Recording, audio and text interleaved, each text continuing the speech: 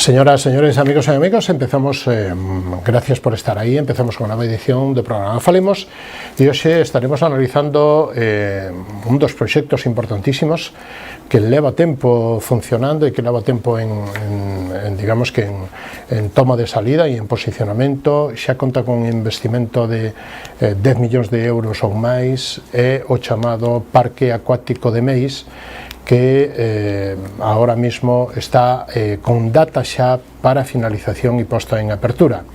E estarán connosco tanto o director do Aquapar, Rías Baixas, que é o nome, digamos que oficial que vai a ter isto, Diego Paz, como o director de Desarrollo e Crecemento de Alcral AG, que é digamos que a empresa de investimentos, un grupo inversor que é o que leva a cabo este proxecto, que retomou fai un par de anos, máis ou menos, e que están traballando nel.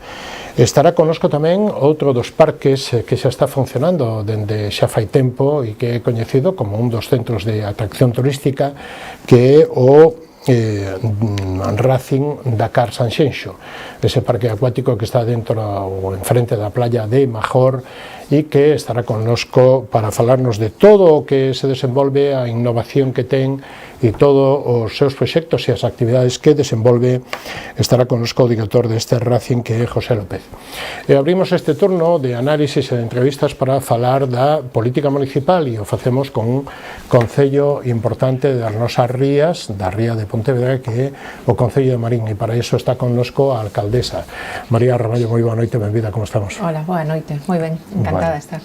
Bueno, esta semana é unha semana importante para o Concello de Marín, entre outras cousas, porque vai a ir a pleno da corporación os orzamentos, que están no entorno de un 18,5 millóns de euros, un pouquiño máis.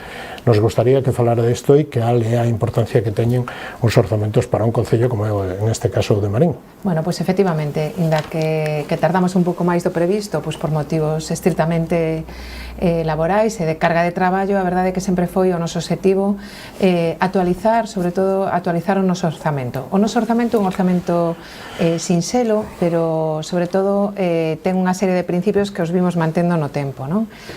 Non se suben de momento ningunha tasa ni ningún imposto, fomos capaces de chegar ata aquí dando unha mellor prestación de servicios sin tocar bueno, pues esos ingresos, e polo tanto tamén bueno, se actualiza o capítulo 1 co referente bueno, o tema dos funcionarios e o personal laboral que existe no Concello, e logo posteriormente pusemos o día unha serie de contratos que son os máis importantes que ten o Concello, como o contrato de recollida de residuos sólidos urbanos, como o de gestión da piscina municipal, e como é tamén o SAFO, o Servicio de Axuda no Fogar. É dicir, son tres contratos importantes que nos fixeron un pouco actualizar eses prezos e, sobre todo, poder tamén, desde o punto de vista contractual, telos un pouco actualizados e poder dar un mellor servizo a canta máis xente mellor. Por lo tanto, o noso orzamento é un orzamento, como digo eu, bueno, pois que vai na línea dos últimos anos, non ten capítulo 6, e sempre digo, non ten capítulo 6, que é o capítulo de inversións, porque as nosas inversións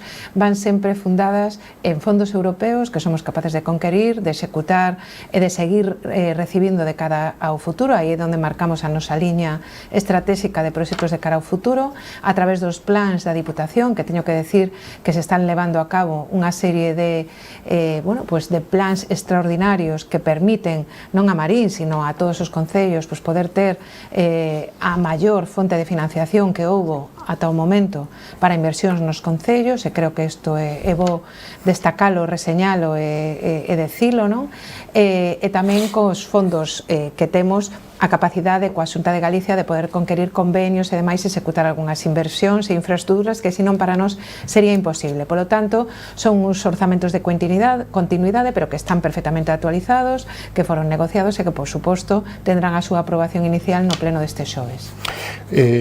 Digamos que isto se retrasa un poquinho polo convenio e polo contrato das basuras, chamadas así, é dicir, dos servicios con dúas empresas, non? Con Urbaser e con a roupa para os vindeiros dezanos. Eso me gustaría que fixera un poquinho de fincapé. Eso foi aprobado en novembro, decembro do ano pasado, non? Sí, o que pasa que, bueno, pois é un un procedimento o que lle foron presentados recursos, que posteriormente, tanto en vía administrativa como neste momento todavía queda un recurso pendente no contencioso administrativo, pero que sí que fixo o que foi ter que ter unha previsión maior en gastos, porque o servizo, pois, como todo o mundo sabe, os custos tanto laborais, sobre todo do personal, pero tamén da mellora do servicio e das exigencias que a día de hoxe tamén queremos dar neste servicio, pois fixeron que efectivamente o contrato sea dun importe maior do que tiñamos ata o momento, non? Polo tanto, houve que refacer un pouco todos eses orzamentos,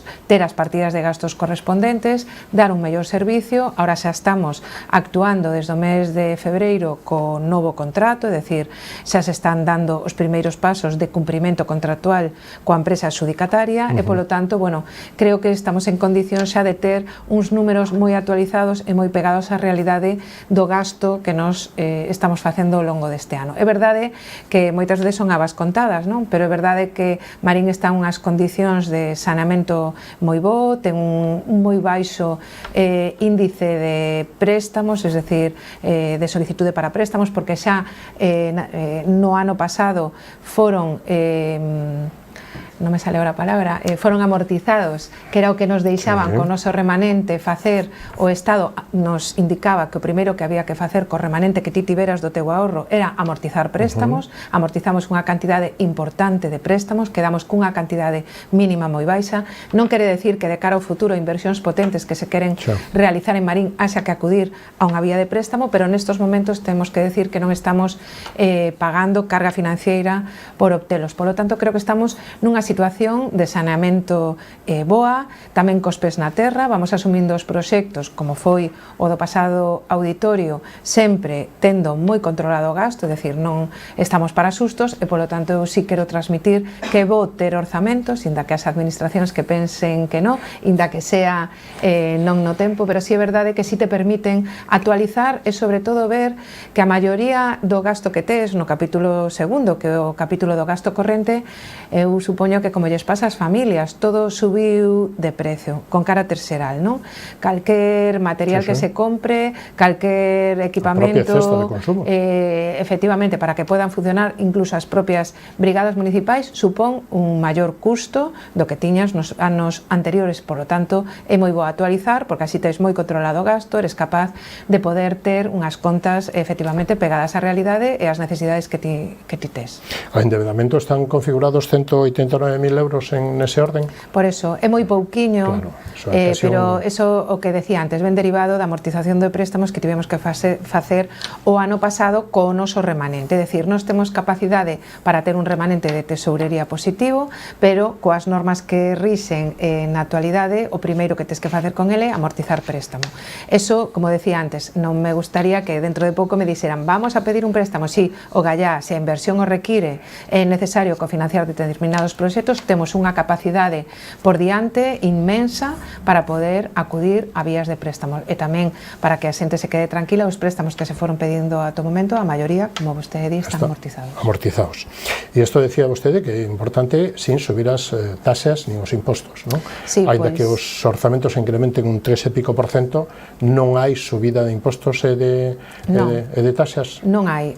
Se conquiren cos maiores ingresos, tanto en participación dos ingresos do Estado, no Fondo de Compensación da Xunta de Galicia e tamén coa actualización que hubo un acordo a través da FEGAN entre a Xunta de Galicia e os concellos e a representación dos concellos para actualizar tamén o servicio do SAF, o servicio de axuda a domicilio, e permitir que esa cofinanciación que estamos os concellos sufragando para poder que un contrato moi importante nas nosas arcas municipais se incrementase esa aportación que se fai da Xunta e produzca un certo alivio, inda que todavía non de todo, tamén teño que decir, pero un certo alivio para poder seguir ofertando esa carteira de servicios tan importantes, sobre todo no tema de servicios sociais que estamos facendo desde os concellos, non? O SAF, que é o Servicio de Atención ao Fogar en Marín, que datos pode dar da xente que o percibe e un poquinho do orzamento e da función social que ten isto? Bueno, pois o Servicio de Axuda no Fogar o licitamos por primeira vez o ano pasado e, polo tanto, fomos capaces de ofertar tamén unha serie de servicios, melloras, sobre todo tamén no cómputo de salarios do persoal tamén, que tamén hai que cuidar, que se dedica a realizar esta prestación. É verdade que, inda que hai xente todavía en lista de espera que temos que tratar de ir, sobre todo nos casos que son máis acuciantes, de poder que teñan esas horas de axuda no fogar, é verdade que xa a día de hoxe ten unha cobertura moi grande, se presta un servicio moi importante ás familias e, polo tanto, eso, que non me gustaría que fora solo esa medida illada, non? Temos un centro de día público que tamén fomos capaces de crear máis de 20 plazas que están ahora mismo cheas, é dicir, todas en funcionamento no centro de día que se sitúa na antigua Casa do Mar, e xa fomos capaces tamén de ir conquirindo de cara aos próximos anos por parte da Xunta de Galicia que se vaya incrementando ese número de prazas. Por lo tanto, non é só o servizo de axuda ao fogar, sino ese servizo de ter un centro de día onde a xente poda deixar os seus maiores e lle produza, bueno, pues ese respiro que o ten. Eu penso que de cara ao futuro, coa poboación que temos, xente maior, moita xente que vive sola, temos outros programas nos que participamos coa Xunta de Galicia, como o de Xantar na Casa, onde levamos a comida a xente na casa, que moita xente vive sola e non se pode ou non ten medio para moverse, que tamén está funcionando ben. Penso que son aposta de futuro que temos non os concellos, que tamén, sino o resto das administracións. Hai que invertir nestos servicios porque a xente os demanda, os necesita e, sobre todo, cando a xente se encontra no seu fogar cun dependente ou cun gran dependente, toda a axuda é pouca. Prácticamente fai un mes, Marín cumplía, digamos que poñía en valor unha deuda histórica que era o Centro Cultural chamado Auditorio, máis coñecido como Auditorio. Que supón isto e que balance fai hoxe un mesiño despois? Pois exactamente un mes, porque foi o 15 de maio, o día de San Isidro, hoxe é día 15, polo tanto fai exactamente un mes, prácticamente a estas horas, estábamos un pouco máis nerviosos por abrir unha infraestructura pola que creo que eu levo moitos anos en política, o recordo sempre en todos os programas electorais e coa boa fe de todo o mundo de tratar de sacar esa infraestructura cultural adiante, non? Hai que poñerse en situación de que Marín non tiña ata o da hora onde albergar calquer evento cultural ou calquer evento de tipo social que non fora prácticamente na rúa, non? Ou nun salón de actos de algún instituto e demais. Por lo tanto, para nós supón un antes e un despois desde o punto de vista da programación cultural. Teño que decirlle que levamos, pois eso, un mes e a verdade, con eventos sucesivos, eu teño que decir que ainda topo certa ansiedade da xente por asistir ou por vir a velo, non? Cousa que me encanta. Que non lle dou tempo a todo o mundo a asistir, claro. A mí me encanta que a xente veña, me encanta que a crítica, si pode ser construtiva mellor, pero tamén me gusta escoitar, bueno, pois os que levamos a máis de 2 anos e medio de obras ali vendo, xa non temos a mirada tan limpa como a xente que o ve por primeira vez. Teño que decir que maioritariamente a xente se atopa un espazo cómodo, con 500 butacas, con moitas posibilidades para hacer distintos eventos. Teño que decir que ata agora a asistencia do público é perfecta, acude todo o mundo, valora moitísimo a actividade que se está facendo. Así o faremos ao longo das próximas semanas, co obxectivo xa de cara á volta do verán, pois estar xa na rede de auditorios de Galicia, cunha programación que sexa máis estable, onde a xente, pois efectivamente, igual que acude a outros auditorios da contorna, pois acuda tamén ao auditorio de Marín. Eu teño que decir que eu estou contentísima, primeiro porque foi un esforzo enorme, eu decía o día da súa apertura, de trámites administrativos, de burocracia, de buscar a financiación. Como decía vostede, o leía antes, nos préstamos están prácticamente amortizados, incluso os que se teñen pedido para o propio auditorio. Polo tanto, quero decir que foi dentro das nosas posibilidades unha oportunidade que surdiu de poder facelo aí. E o que máis me tranquiliza é que penso que a maioría dos actos a xente acude moitísimo. É unha das características de que eu trato de explicarme o porqué é pola súa ubicación. está nun sitio céntrico, nun sitio fácil, nun sitio onde a xente maior pode vir camiñando, onde a maioría da xente que vivimos no casco urbano deberíamos baixar sin coche. E polo tanto creo que efectivamente poderíamos pasar outros 30 anos vendo a ver onde ubicábamos, pero isto son feitos, é unha realidade, é un traballo de todo o mundo. Eu quixen o día da inauguración darlle as gracias a moitísima xente, a outros equipos de goberno incluso que tratamos, eu formei parte de algúns tamén, de buscar alternativas. Pillamos esa vía, saiu adelante, fructificou, e agora eu encantada de que todo o mundo quera disfrutalo, que para eso é decir, para disfrutalo, para vivilo, para ter moitísimas tardes de alegría ali, de poder organizar eventos dunha calidade que a toda hora non podíamos, e a verdade, bueno, pois moita xente está preguntando por el, co cual encantados, a verdade. E aparte, houve que subir ao escenario, non? Co presidente da Xunta, corporación... Eso non estaba previsto. Eso non estaba previsto, pero unha vez que un está metido en no follón, hai que tratar de sacalo adiante. É verdade que, bueno, eu cando surdiu a súa inauguración, a verdade é que seguida podería haberlo inaugurado moitísima xente, non? Pero sempre pensei que se había unha figura incontestable, que además quere moito a Marín, nos incluiu, bueno, nos fixe unha peza especial nos seus concertos, a toca sempre, permanentemente, además, Carlos Núñez, e a verdade é que foi unha sorpresa, ni siquiera o anunciamos, non contábamos con subir o escenario, pero se subiu, inda menos mal. Houve que obedecer, non? Inda menos mal. Houve que obedecer, bueno. E xa houve un par de eventos, polo menos importantes, non sei se máis, pero entre outras cousas, que a Abrilat celebrara aí o seu 60 aniversario e que houbera unha gala de entrega de premios do Colexio de Arquitectos de Galicia, que en definitiva xa son dous eventos importantes, non? Pois sí, aparte foron eventos... Están falando de 4 semanas, dous eventos. Efectivamente, o segundo evento foi a gala de Arquitectos de Galicia. A min me encantou porque o presidente do Colexio de Arquitectos de Pontevedra e de Marín, Anselmo Villanueva, el formou parte do equipo que no seu día elixiu o proxecto de entre 4 que houbo do propio auditorio, polo tanto, bueno, si me gustou que el casi claro, tamén o estrenase. Ademais, bueno, pois é un público que me encantou, que vira un edificio novo, coas súas posibilidades. A gala estuvo perfecta, tamén nos trouxo a Marín esos galardóns de premiar tamén a arquitectura esparcida por toda Galicia, e polo tanto, tanto pública como privada, e a verdade é que foi un evento que eu penso que se deu moi boas sensacións, non? E despois me falaba do concerto da Banda de Música da Escola Naval e da Abrilat. Marín sempre se relaciona coa Escola Naval, efectivamente, non? Ten unha excelente, eu digo, a mellor banda de música militar, pero Abrilat está ao lado. É que tamén é un trociño de Marín, é dicir, Abrilat está situada entre Pontevedra, o Concello de Pontevedra, o Concello de Vilaboa e o Concello de Marín. Moitísimos dos integrantes da Abrilat, que non deixa de ser unha cidade de máis de 3.500 persoas, eu a xente que non a coñece lle invitaría a coñecela, viven moitísimos en Marín.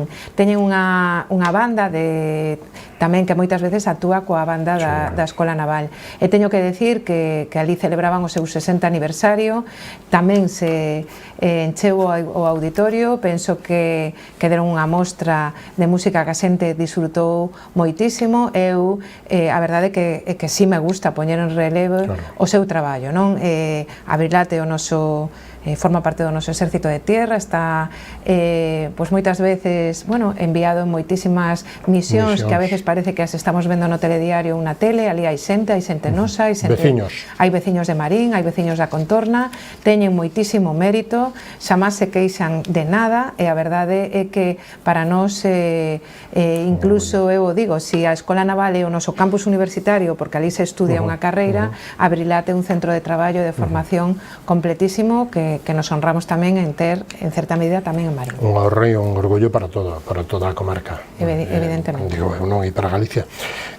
Fálame un poquinho de como están, digamos que, vostede decía que o auditorio está no centro da cidade de Marín, como está avanzando, digamos que o axordenamento, todo o contorno, e digamos que xa están instaladas as letras de Marín, que é un dos sitios que está chamado a ser o fotografiado, o escaparate, non? De que todo o mundo que vaya a Marín que se faga aí unha fotiño e que esparza por aí un pouquiño nas redes sociais toda a publicidade para o Concello e para a comarca. Efectivamente, pois foi ensamblándose todas as pezas. É verdade que cando aperturamos o auditorio non dera tempo a ter todos os parterres plantados, pero é verdade que fomos capaces de conquerir nunha licitación. Bueno, ahora xa está todo moito máis arranxado, e dentro de outros proxectos que formaban parte dun plan de sostenibilidade turística, unha das cousas que quixemos poñer foi a identidade, esas letras que ahora teñen a maioría dos sitios, incluso por lugares, e a verdade é que estivemos dudando ben donde poñelas, donde quedaría mellor facer as fotos, donde a xente, bueno, se podía fotografiar, e xusto coincidiu no tempo, nos pareceu entre varios ali que era o mellor espacio. Creo que sí, que xa vai cambiar parte desa fisionomía, a xente se está facendo moitas fotos, me mandan moitas, e creo que efectivamente chegar ao que a nosa Praza de España e xunto coa porta de Carlos I da Escola Naval, o seguinte parada ten que ser o auditorio e o nome de Marín. E todo ese contorno se está modificando un pouquiño, non? Se está poñendo bonito, digamos. Efectivamente, se está poñendo bonito, se está mellorando a súa iluminación, xa está prácticamente todo plantado, cuns parterres, bueno, verdes de moitísima superficie, cun, bueno, asardinamento eu penso que é diferente, pero tamén dun alto valor e contido medioambiental, porque consume moi pouca agua, ten moi pouco mantemento, e para os concellos tamén temos que buscar que non sea só un xardín dun día, senón que de cara ao futuro pois se poda manter ou ir mellorando, que faremos pouco a pouco. Faremos agora tamén, de cara ao verán, licitaremos unha pista deportiva das dúas que hai, unha pista nova, porque as dúas que hai ali ao lado do auditorio xa están moi deterioradas. Esperamos, bueno, pois pouco a pouco ir cambiando toda esa contorna que é o noso corazón e o noso núcleo neurálxico. E dentro dese plan de sostenibilidade turística, bueno, Marín consigue a quinta bandeira azul para as praias, unha dos grandes atractivos polo outro lado da ría de Pontevedra, non? Bueno, pois, efectivamente, eu decía outro día cando recollamos os galardóns das bandeiras azuis que xa non teño máis praias de bandeira azul. Este ano foi un pleno do 100%, teñen bandeira azul como sempre Portocelo, Mogor, Aguete, a Praia do Santo, pero é verdade que moitas veces somos capaces de conquerir a de Loira e outras non, polo tema do río e de que a calidade da auga ten que dar excelente, inda que nos dá moi boa, moitas veces non é excelente, pero este ano se aliñaron os astros e a verdade é que temos a bandeira azul na Praia de Loira. Polo tanto, encantados. Neste momento hai unha serie de melloras en toda a contorna das praias que prácticamente están finalizadas. Bueno, tuvemos aí mala sorte cunha obra que a baixada a Portocelo, que a empresa a deixou abandonada, fomos capaces de conquerirla e por razóns de emerxencia tela a día de hoxe finalizada. Temos xa tamén mellorada a pasarela de baixada na praia de Mogor, e unha zona de sombra tamén para a xente que ten problemas de accesibilidade, que tamén se mellorou. Se refixo absolutamente a baixada da praia de Mogor, tanto na rampa que hubo que quitala o ano pasado, como as escaleiras que melloraron moitísimo, e polo tanto xa se poden utilizar. E seguimos tamén con melloras en Aguete, en Loira, onde pusemos a disposición pois aos aparcamentos que temos de temporada para que a xente, bueno, que se achega a nosas praias, que a verdade é que ven moita xente porque son praias moi boas, de unha arena blanca maravillosa e moi urbanas, pois teña unha facilidade, unha mellora para aparcar, co cual o temos todo preparado para a campaña. Estamos empezando o verán. Os socorristas xa están aí, xa están en marcha, xa van a empezar os seus traballos, e o día 1 pois subiremos as banderas para que ondeen en todas as praias. Bueno, e o que non quere ir á playa pode ir ao monte, non? Pode ir ao lago de Castiñeiras. Pois sí, porque nos empeñamos fai anos en invertir un pouco a tendencia de que en anos, fai moitos anos, tiña o lago, non? O lago é un valor e un espacio medioambiental onde a xente ten que encontrarse cómoda, ir en familia, pasar un día, non todo é praia, tamén, efectivamente, a parte verde dese entorno é maravillosa, e polo tanto fixemos 2 ou 3 obras que estamos aí para poñelo en valor. A primeira entrada do lago, que se mellorou moitísimo, cun auditorio ao aire libre, reordenando tamén a zona de aparcamento e demais. Agora fixemos unhas actuacións silvícolas en determinadas zonas, recuperando tamén unha contorna xa na parte de San Tomé, estas anteriores son na parte de San Xulián, e agora estamos xa facendo unhas estacións instalacións de BTTs, marcando as rutas e demais, para que a xente que tamén se achegue ao lago pois teña tamén dentro do seu ocio e parte deportiva pois unha posibilidade de ir aí. Todo isto gañou un valor inmenso grazas ao asentamento ali de Xoán 23, que teñen, bueno, pois montado un proxecto social que contaxia, verdade, teñen agora aberto un viveiro, están facendo moitísimas cousas co afán de ter ali, de ensinarlle a xente, de que a xente se achegue ali, de poder pasar todo o día e, polo tanto, bueno, poñendo en valor un espacio, creo que tanto na contorna do Morrazo como cerca tamén de Pontevedra, pois é único, non? Sin duda, e supoño que, bueno, as vistas que ten e o mirador, supoño que dará todo, digamos que todo vai a dar valor a ese parque da natureza que, bueno, non só para un día que non este día de playa, sino para un día, mellor día soleado, non? Efectivamente, sempre que fai moitísimo calor no lago sempre se está ben, e polo tanto que non queira que a veces o sol, bueno, pois en determinados momentos hai que escapar un pouco del, pois chegar ali, a verdade é que encontrarte con esa estancia, con un espacio onde podes desde camiñar ata dar paseos, ir ao viveiro por ali, facer moitísimas cousas. Ou tomar un bocadillo ou facer o churrasquiño. Por exemplo, o churrasco, temos asadores, que según este o IRDI da Consellería, pois se pode asar ou non, pero bueno, hai moitísimas cousas, parques e xogos para niños, polo tanto eu creo que é un sitio tremendamente agradable. Que nos quedan desde o punto de vista turístico? As festas, señora Ramallo? As festas estamos casi preparados e listos. Xa nos normalmente, ainda que estemos preparados o gordo, que son as festas do Carmen, que son as nosas festas por excelencia, as nosas festas do verán, é verdade que prácticamente empezamos agora xa en San Xoán, non? Xa empeza a ver as cacharelas, as que fai tanto en Canto da Area, como me consta que algún outro tamén cerca das praias vai a ver, e logo xa pois arrinca coa concentración de motos e posteriormente xa as festas do Carmen, polo tanto xa estaríamos aí arrincando como 10 de xullo e a partir de aí xa hasta o día 16 pois será un continuo dunha programación que se está terminando estes días, onde pretende, pois como todos os anos, ser un revulsivo especialmente para a hostelería, para as terrazas, para o turismo, para a xente que ven a disfrutar, como sempre nos apostamos polas nosas orquestas, polos nosos DJs, pola xente nova, en definitiva, bueno, pois poder ofrecer un atractivo cómodo e sobre todo moi familiar. Moi familiar, bueno.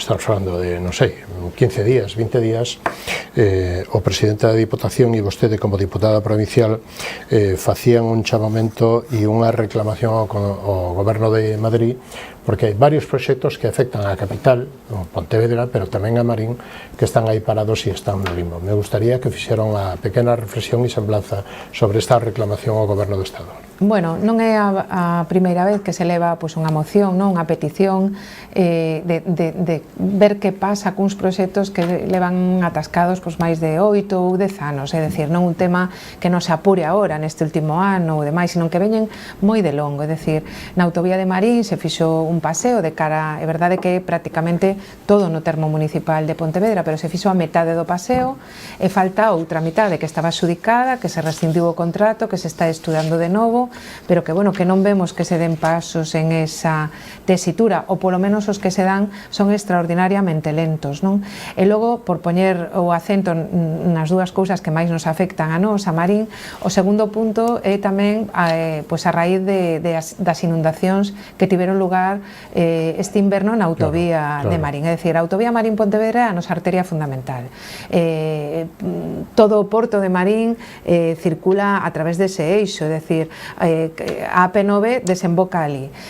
Si esa vía está cortada varios días seguidos, como pasou este ano, cousa que eu non recordara nunca, prácticamente de luns a venres non se pudo circular en determinadas horas pola autovía, eso significa un trastorno fundamental. Perda económica. E sobre todo o que me preocupa de cara ao futuro é si eso, polo cambio climático, pola subida da marea, hai que facer unhas obras importantes de infraestructura e demais que haberá que estudiar desde o punto de vista desde o punto de vista dos proxectos que haxa que levar a cabo, penso que hai que dar pasos e hai que dar pasos decididos.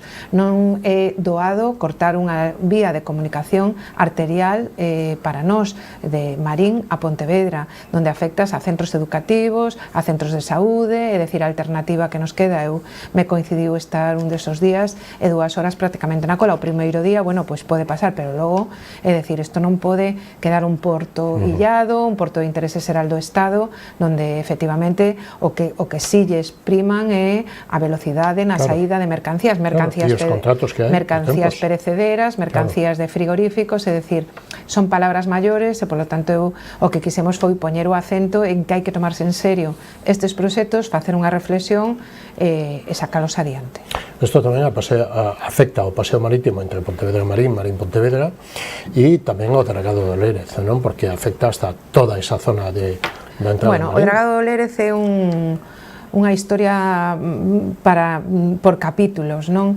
A verdade é que as confradías do fondo da ría levan anos e anos e anos loitando por ese dragado e agora, bueno, pois xa non debería haber excusa, non? Xa hubo 1000 excusas, o punto de dragado, o orzamento, os estudios que hubo que facer, é dicir, se xa estamos na recta final, eu penso que ahora o que hai é que executalo, non se pode deixar, pospoñer e demais, porque penso que estamos falando dunha riqueza donde viven... E unha demanda de máis de 20 anos. Unha demanda de moitísimos anos, eu me atrevería a decir, non sei, non sei poñerlle número, pero moitísimo, e viven moitísimas familias das cofradías e do marisqueo, e penso que hai que falar xa en serio deste tema e non dar pesa a que haxa ningún atranco máis. E o do paseo é importante tamén, non? Porque o paseo é importante porque moitísima xente pasea, é dicir, cada vez hai máis xente que pasee, e por tanto está cortado, ten que dar a volta, é unha pena porque poderíamos estar prácticamente unidos, Marín e Pontevedra, a xente podría ir camiñando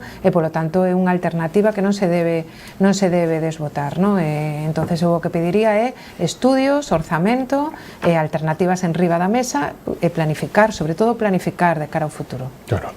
Señor Ramallo, levamos 3 anos de mandato, empezaba en xuño do ano 23. Que porcentaxe de execución do compromiso cos veciños de Marín diría que se está feito a estas alturas do mandato? Bueno, eu creo que é un porcentaxe alto. É verdade que os programas electorais, eu digo porque cando repaso os míos, tamén me sirven para poñerme deberes, non? Pero é verdade que os programas electorais, polo menos eu así os concibo, é verdade que son unha serie de obrigas que tes de tratar de incumplindo, de que lle vas dicindo a xente por onde vas a ir, polo tanto, non digo que o que está no programa electoral é sagrado, pero é verdade que sí que o fuches anunciando, e si un programa electoral, como foi o caso, que foi apoiado, bueno, pois como que todavía, bueno, pois crees que tes todavía máis apoio para sacarlo adiante. E a verdade, hai outra mezcla que tamén os programas electorais teñen esa parte de ilusión, porque hai proxectos que é imposible podelos executar nunha sola legislatura, é dicir, temos o caso do auditorio que falamos. Temos o caso do auditorio que eu xa non estará no seguinte programa electoral, si estará a mellor unha foto do ben que quedou, pero xa non é ese compromiso, non?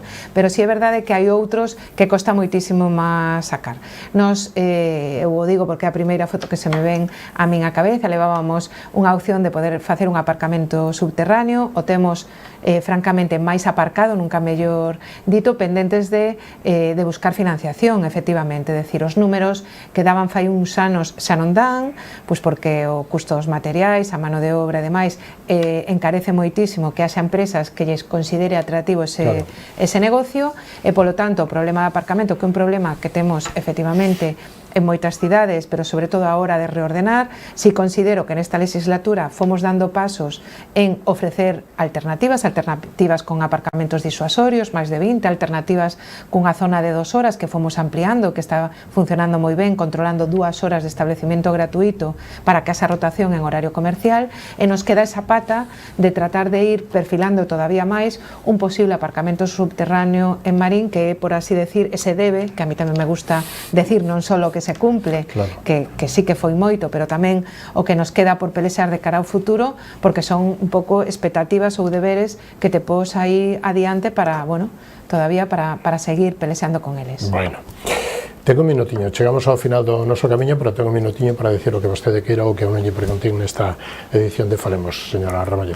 Bueno, pois a verdade é que encantada de vir, si tiña ganas de vir cando xa estuvera aberto o auditorio, porque nos costou, eu reincido, porque nos costou moitos esforzos. Moitas veces, eu digo, a inversión, o conseguir cartos, o conseguir convenios, o conseguir fondos europeos, é difícil, pero moitas veces é máis difícil os trámites administrativos. Sacalo adelante a través dun terreno portuario, de facer toda a tramitación que houbo, bueno, non foi doado, por eso eu o máis contenta que estou é que a xente disfrute, que poida, sobre todo nestes primeiros momentos, que todo é novedade, disfrutar del, e polo tanto para eso se fixo, non? Para que todo o mundo poda acceder, poda mellorar, poda plantexar iniciativas como nos están plantexando agora nestes días. Eu penso que vai ser un verán onde todavía nesa contorna, nese sardín, nesa parte verde que todavía se está mellorando, coas letras de Marín, pois todavía se disfrute máis.